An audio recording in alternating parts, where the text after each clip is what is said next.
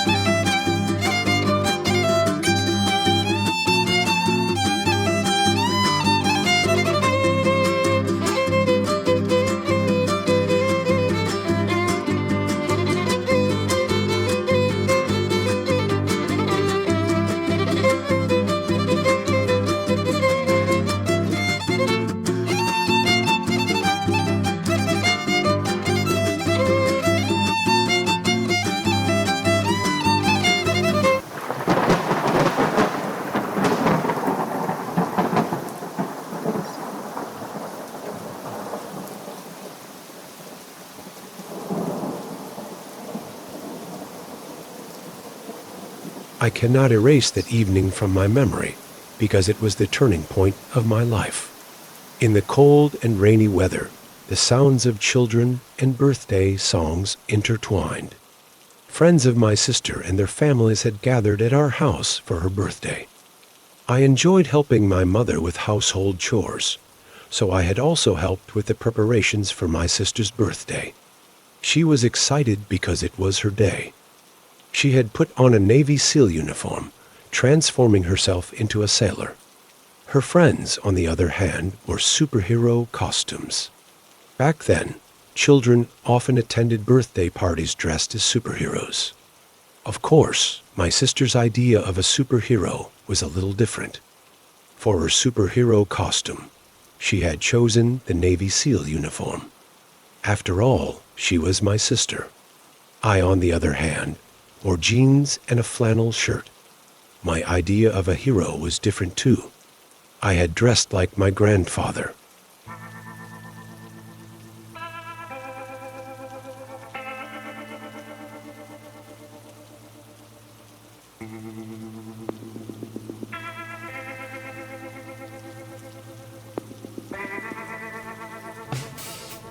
I heard a murmur and footsteps outside our house.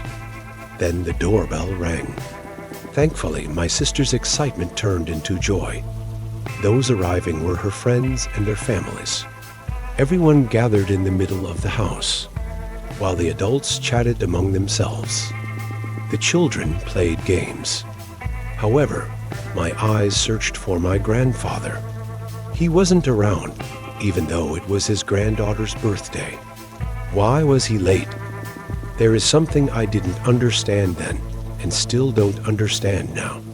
Why do parents choose to raise their children in a world detached from reality? I can somewhat comprehend their reasoning, but I don't want to accept it. Parents isolate their children in a rosy world to protect their psychology from harm. Yet, when those children grow up and face the monsters in the real world, they are unprepared. The smallest adversity crushes them, and they retreat to their safe zones, which are their homes. Children who are social as kids become introverted as adults because they fear the monsters of life. Thankfully, as you might have guessed, my sister and I grew up learning to be a soldier. A policeman, a hunter, a camper, a sailor, and most importantly, a ghost. This way, we knew very well when to flee from real monsters or when to fight them. Never forget, fear keeps you alive. The names of heroes are only remembered after they die. Let no one learn your name, because except for rare exceptions, most heroes do little for the living. If you want to be a hero, you must first learn to live and then to help others live. Even as a child, I could tell when things weren't right. Something was wrong. My grandfather had missed his granddaughter's birthday. He was always a man who stood by his family, no matter what. He was also the one who had bought my sister her Navy SEAL uniform. That evening, my sister was both cheerful and sad. At every glimmer of light reflecting through the window, she thought her grandfather had arrived. Then she would lower her head, disappointed, because she wanted to show him her uniform. I went out onto the porch to wait for him. Why had it gotten so cold? I was freezing. I wondered if my grandfather was cold too. I couldn't take my eyes off the end of the street. He could arrive at any moment.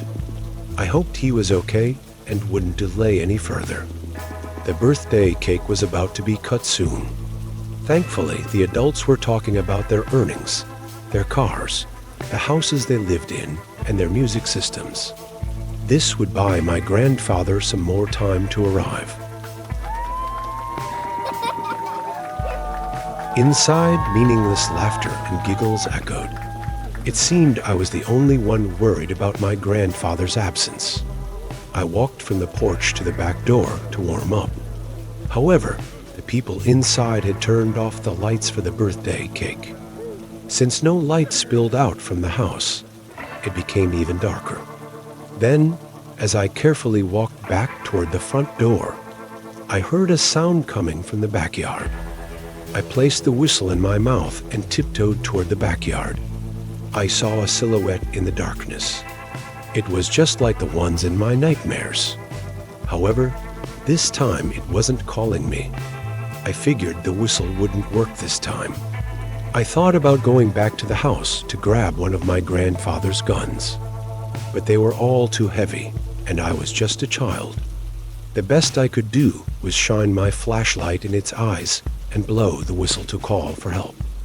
Despite the freezing weather, I had taken off my shoes. I absolutely couldn't make any noise. To be even quieter, I started walking on my tiptoes. I approached the silhouette rummaging through the shed and realized it was a man. I began quietly moving toward the right corner of the shed. Then I slowly stepped inside. As I silently moved closer to the man, I took a deep breath to blow my whistle hard. I pointed my flashlight at the man. As I tried to turn on my flashlight, the man suddenly turned around and,